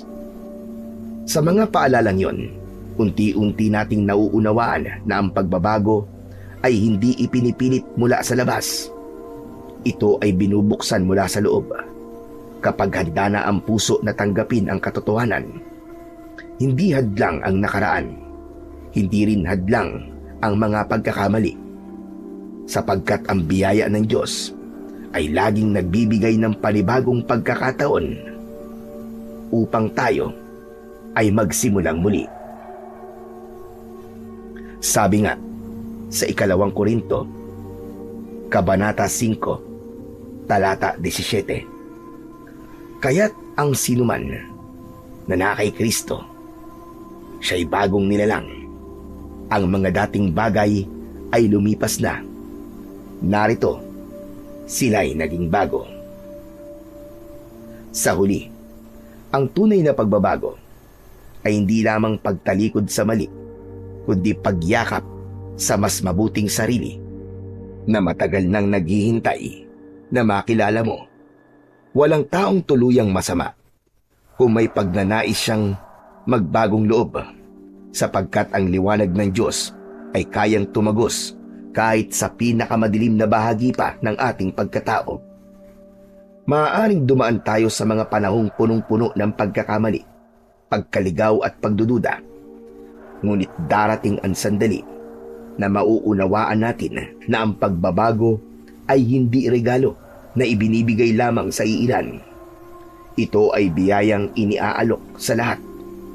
At kapag pinili mo magbago, hindi lamang ang iyong buhay ang nagiging bago. Nagiging patunay ka rin na ang pag-asa ay laging buhay, na ang puso ay kayang gumaling, at na ang bawat pagtatapos ay maaaring maging simula ng mas makabuluhang kwento ng ating panibagong pakikipagsapalaran sa buhay.